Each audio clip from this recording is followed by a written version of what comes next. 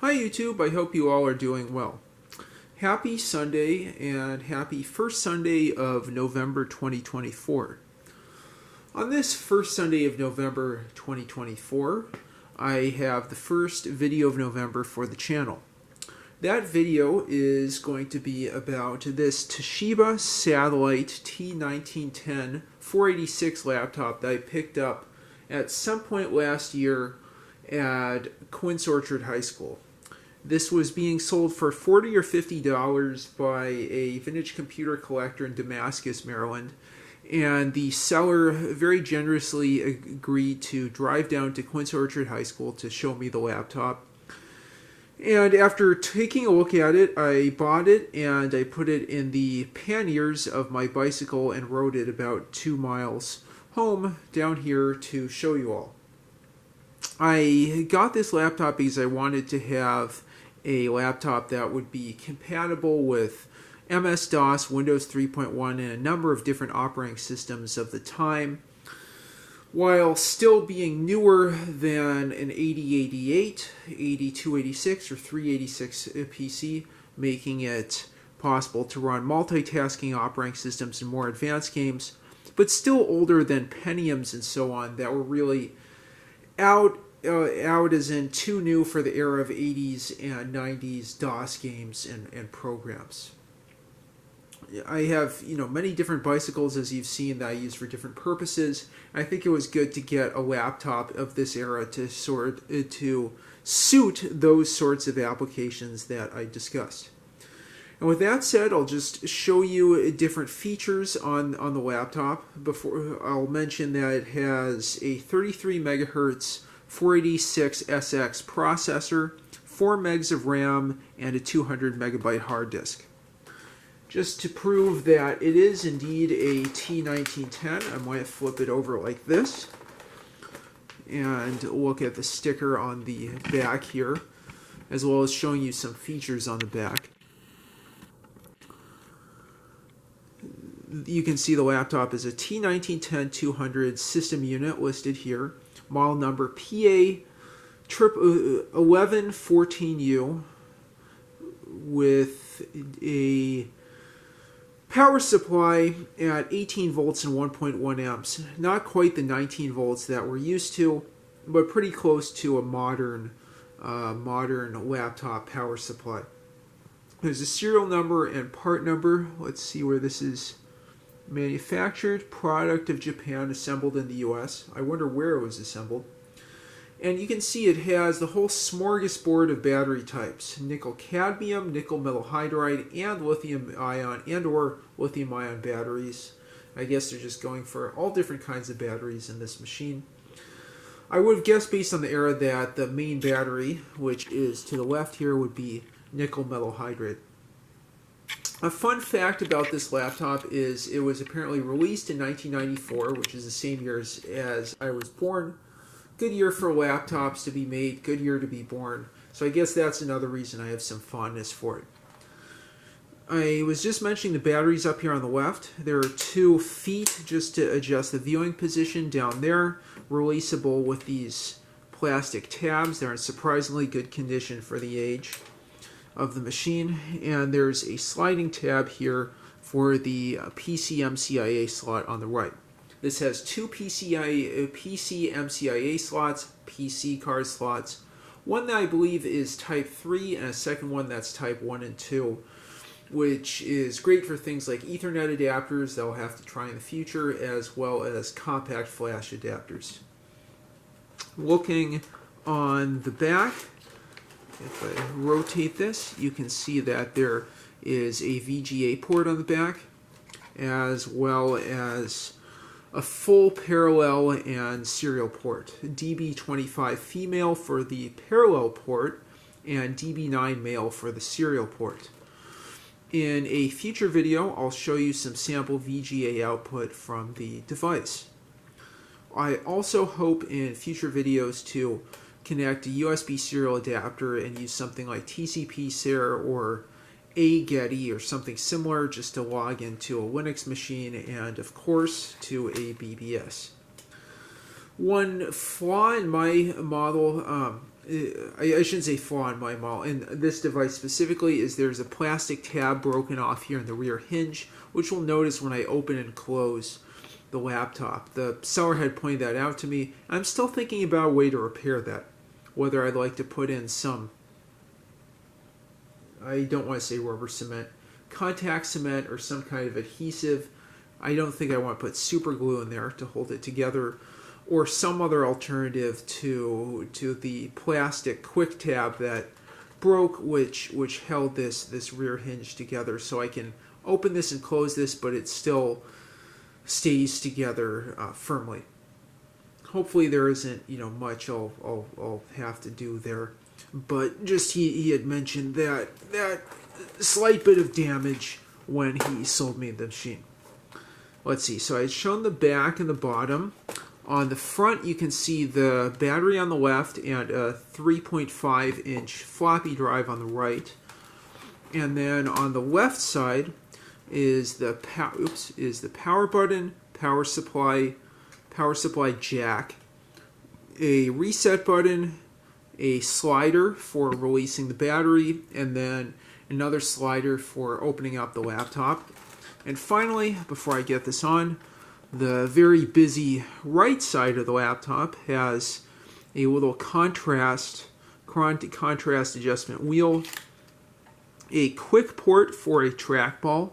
I might try to get myself one of those, although PS2 mice are a lot less expensive, and this has two PS2 ports for a mouse and a keyboard. The PCIe Type 3, I believe, slot is here. There's a second one above it. I think I have to open up the laptop to open that. On the top, that is PC card Type 1 and Type 2. With that said, let's go ahead and open up the laptop and boot it up. I'll probably have to check CMOS, given that the battery, I think, is dead. Let me also move back the laptop and the camera to get a good field of view for you all. Move the laptop a little bit further back, this a little bit further, and then go ahead and turn it on. We just saw those LED lights trigger there, so we should see the display come on. I know a common issue with this is the display tends to not work well with age due to capacitors, I think, failing, but fortunately I haven't had to recap this. I'll go ahead and zoom in. There's an antivirus program. I ran that last time. I don't know if I'll do it again. I guess I could do that. Oh, it's going to run anyway. I didn't click N fast enough. Scanning disk, mapping disk directories, scanning memory for viruses, scanning files for viruses. This will just take a couple minutes. It looks like it had an antivirus, along with this antivirus built in. It had some kind of proprietary shell with a number of different education-related programs like this Scantron app. I'm not able to access those by the shortcuts I've tried, except for WordPerfect 5.1, which would have been typical on a machine of this vintage. And it looks like it has the full suite of associated DOS utilities installed with MS-DOS 6.21, as we'll see in a little bit. In a future video, I'm going to plug this into a LCD monitor and we can see what the output looks like there. And I'd also like to back up this hard drive to a CF card, replace the spinning platter hard drive with a CF card connected to an ID adapter. After all, CF is just PATA. It's the same